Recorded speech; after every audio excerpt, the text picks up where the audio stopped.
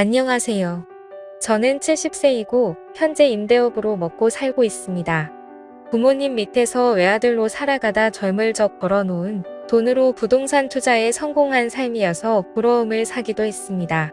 돈 벌다 혼기를 놓쳐 40살 넘게 노총각으로 지내다가 지인에게 소개받은 맘씨 고운 여자와 결혼을 하고 아들 한 명을 보았네요. 제가 혼자 자라 많은 자식들을 보길 바랬지만 그것도 팔자에 있어야 가능한 거겠더라고요. 제 외아들은 기특하게도 어렸을 적부터 속 한 번 썩이지 않고 서울에 내놓으라 하는 대학에 떡하니 합격했고 원하는 대기업에 입사해 제 능력을 한참 펼쳤습니다. 그리고 그곳에서 사내연애로 만난 3살 연상인 여자와 결혼을 하겠다고 저절로 앞에 데려왔습니다. 지어머니처럼 순하고 착한 여자를 데려왔음 좋았을 걸 꽤나 반반한 외모이기는 했으나 어딘가 모르게 드세 보이는 예비 며느리가 맘에 걸리더군요. 아들은 뭐가 올린 듯 콩깍지가 쓰였는지 계속 여자친구가 좋다 하니 자식이기는 부모 없다고 결국 아들을 위해 결혼을 허락하게 되었고 예비 며느리가 될 아이는 어느새 혼자 임신까지 한 채 배불렀어 결혼식장에 들어갔습니다. 사실 예비 며느리는 어렸을 적 부모가 이혼해서 엄마는 바람나서 도망갔고 아빠 밑에서 동생과 함께 같이 살았다고 합니다. 뭐 그런 가정에 편견이 있는 건 아니었지만 그래도 기왕이면 다 뭉치마라고 귀하게 큰 내 자식이 여느 사람 못지않게 화목하게 자란 여자를 아내로 맞이하면 좋겠다는 욕심은 있었어요. 실제로 아들에게 여러 좋은 혼자 자리안 가득 들어온 것도 사실이었고요. 하지만 그것도 혼자 임신까지 해서 아들을 꽉 붙들어 놓은 며느리는 귀엽고 옆자리를 차지하고야 말았고 저희는 그 아이를 가족으로 맞았습니다. 발갑진 않았으나 아들이 사랑하는 여자였으니 며느리의 장점을 보고 자아 노력하며 마음을 달랬네요. 며느리는 스스로 쟁취하고 도전하고 이뤄내고 그 각박하고 어려운 상황에서도 보다 나은 환경에서 살고자 악착같이 공부해서 괜찮은 대학 나와 장학금으로 공부해 아들과 같은 회사에 입사했습니다. 번 돈으로 제 아버지의 병원비 대고 동생 공부까지 시키고서 지혼 주자금까지 척척 마련하니 참으로 똑 부러지고 생활력 강한 장점이 있는 아이더군요. 시부모에게도 살뜰하게 자라니 딱히 흠잡을 것도 없던 터였네요. 뭐 사람이 항상 완벽할 수만은 없으니 전 며느리를 맞아들이기로 하고 아들과 행복하기를 바랬습니다. 그러던 중 살면서 저는 인생이 최대 불행한 일을 겪어야 했습니다. 그날은 아내가 임신한 며느리 힘들다며 손수 만든 반찬을 애들 떼에 가져다 주었던 날이었어요. 아들이 엄마를 저희 집으로 다시 데려다주는 데서 일어나 버리고 말았습니다. 역주행하는 응주 차량을 미처 못 보고 아들은 그대로 박아버렸고 그야말로 처참한 상태에서 응주 운전자를 비롯한 저희 아들 제 아내까지 저 세상으로 가고 말았어요. 소식을 들은 뒤 정신을 도저히 차릴 수가 없겠더라고요. 세상에 말도 안 돼. 늙음하게 여행이나 잘 다니자며 행복하게 살길 바랬던 착했던 제 아내와 제 목숨과도 같던 제 아들 녀석이 저만 두고 세상을 등져버렸다는 소식이 저 혼자 이 남은 세상 살면 뭐 하나 싶어 나쁜 생각마저 들었습니다만 며느리가 곁에서 힘을 주었습니다. 아버님 그러시지 마세요. 어머님이랑 그이 잘못된 건 너무나 안타깝지만 산 사람은 살아야죠. 제가 부족하지만 더 잘할게요. 이제 제 뱃속에 아기도 태어날 테고 그렇게 저희 가족 다시 한번 잘 살아요 하며 자신의 배를 어루만지는 며느리. 따지고 보면 제 처지보다 며느리 처지가 더 가여울 법인데 노인네가 앞길 창창한 청산과 부된 며느리를 위로해주지는 못할 망정 이런 약한 모습을 보이니 차마 부끄러운 면이 서질 않더라고요. 미안하다 아가 아버지가 내 마음 헤아리지 못하고 그저 내 생각만 했구나. 내 뱃속에 태어날 우리 손주도 있는데 내 말대로 산 사람은 살아야 하는 게 맞구나. 아버지가 앞으로 단단히 마음먹고 우리 손주 봐서라도 못다한 사람 못 가지 잘 살자꾸나 하며 며느리와 서로 다독여주기도 했네요. 며느리는 얼마 안 가 출산을 했지만 며느리 곁에 있는 사람은 오직 저밖에 없었습니다. 출산하는 그 희망 순간마저 제 안 사람도 아들도 아무도 없다는 게 참으로 서글프더이다.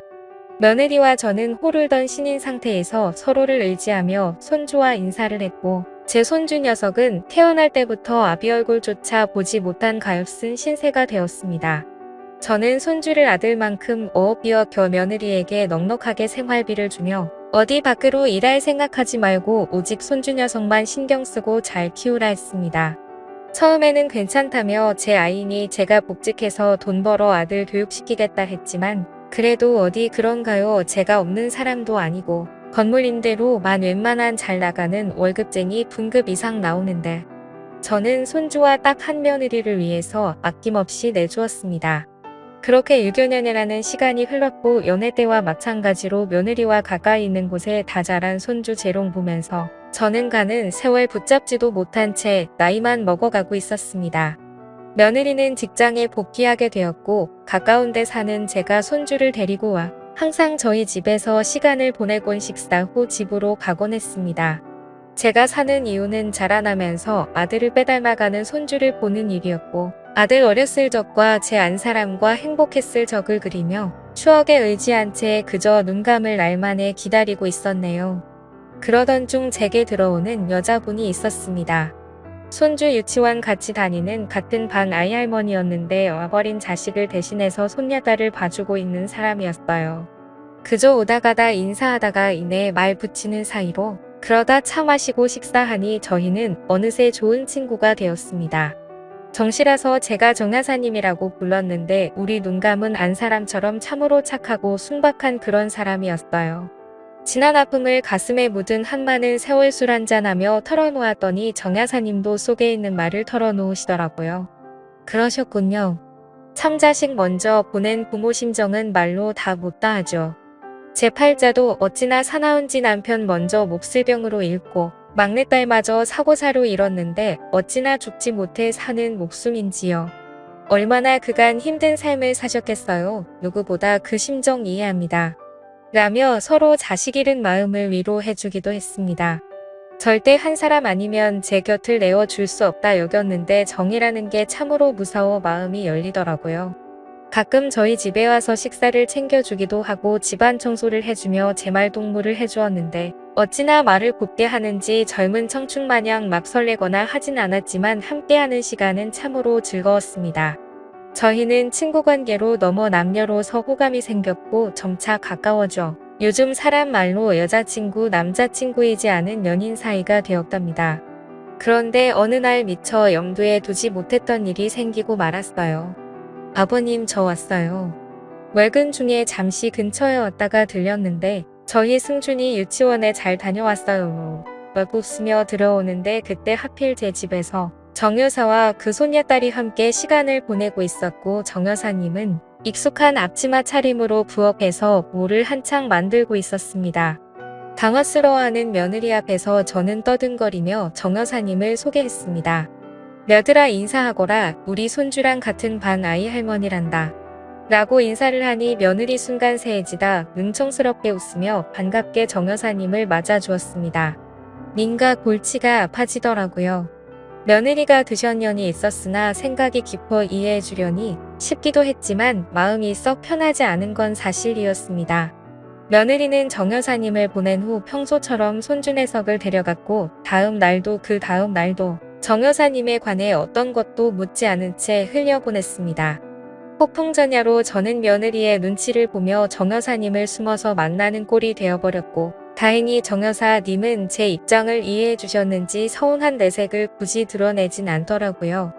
그런데 며느리가 어느 날 어떤 여성분을 제 앞에 데려왔습니다. 아버님 서로 인사드리세요. 이분은 저희 친척분 지인이신 한 여사님이세요.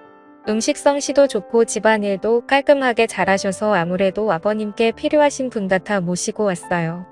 월급은 제가 알아서 드릴 테니 걱정 마시고 편안하게 지내세요. 한여사라 하는 여자분은 두툼한 화장에 세련된 염색된 머리를 하고 전게 차려입고 왔더라고요. 이미 정여사님께서 가끔 와서 집안일을 도와주던 터이기도 했고 불편하기도 해 저는 좋은 말로 거절했습니다. 허나 며느리 끝까지 제 말은 듣지도 않은 채 계속 이분이 집안일을 해주면 좋겠다고 하는데 막무가내 식으로 나오는 며느리의 두 손도 발 들어버렸네요.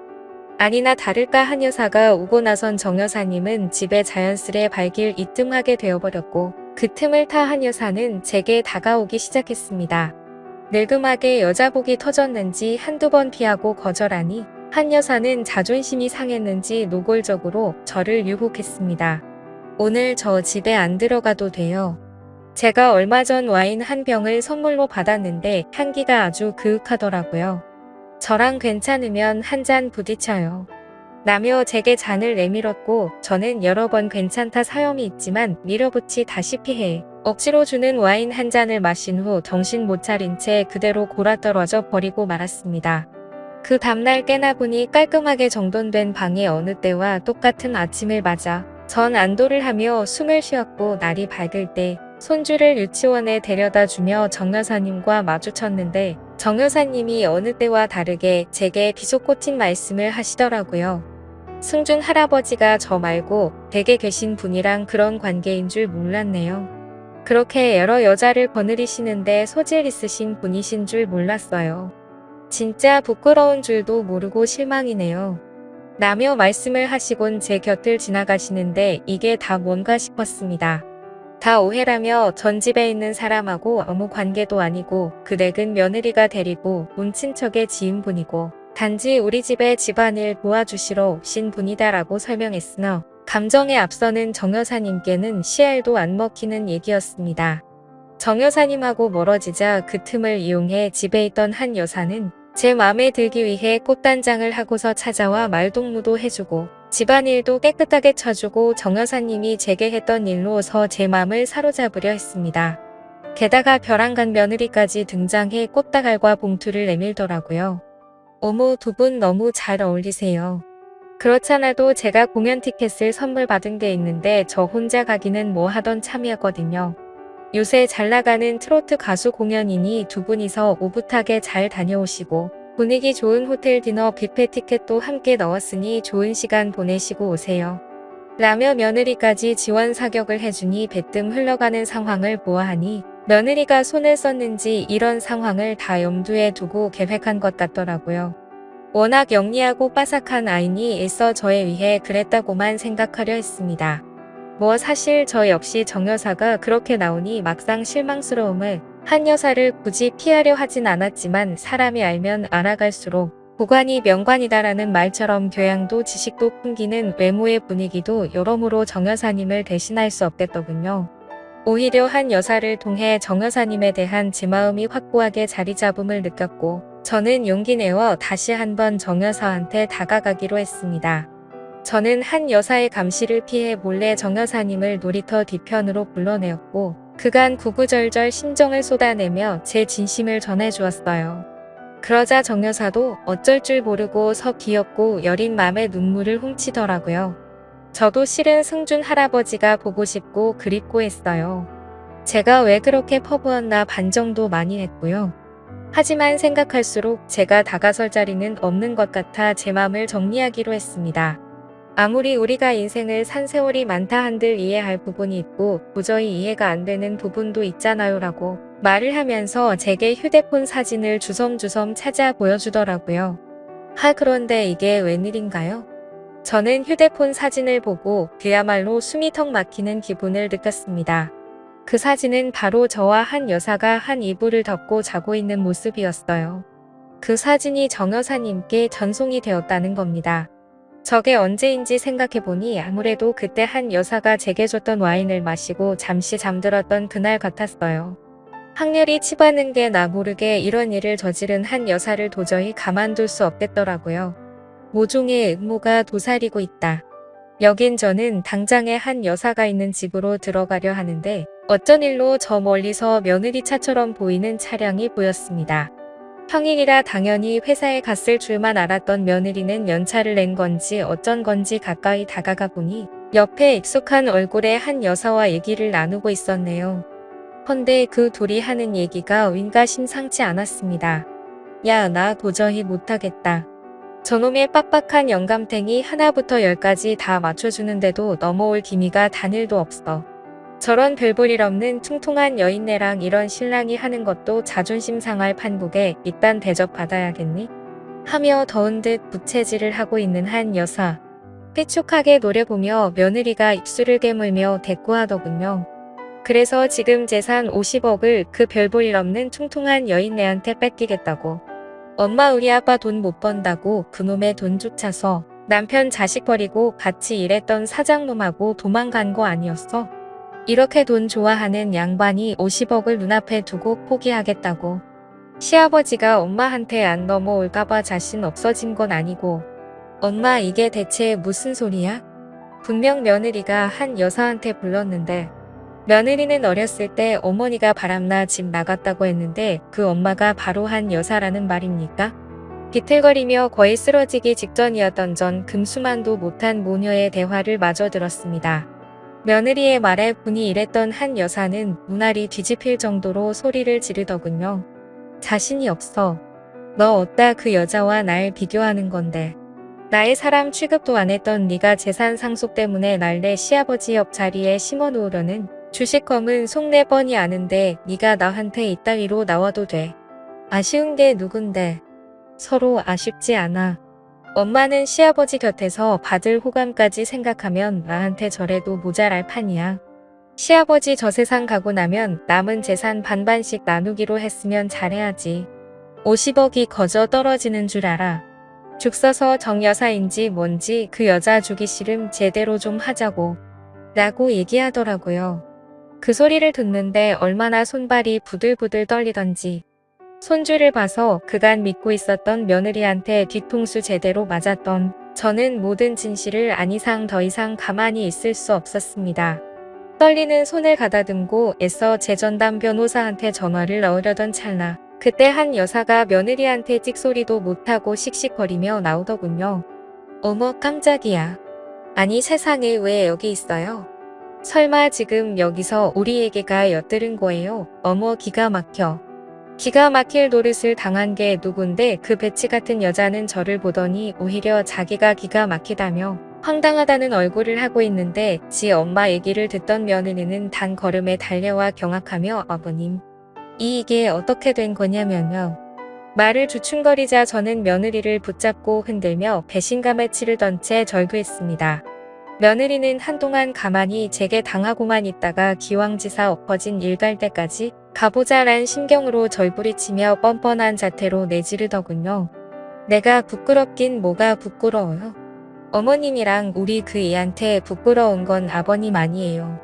시어머니 밖에 없으셨던 분께서 이제 와서 무슨 부귀영화를 누리겠다고 그런 여자랑 재혼을 할 생각을 하시냐고요. 그럼 우리 아들이랑 저는요.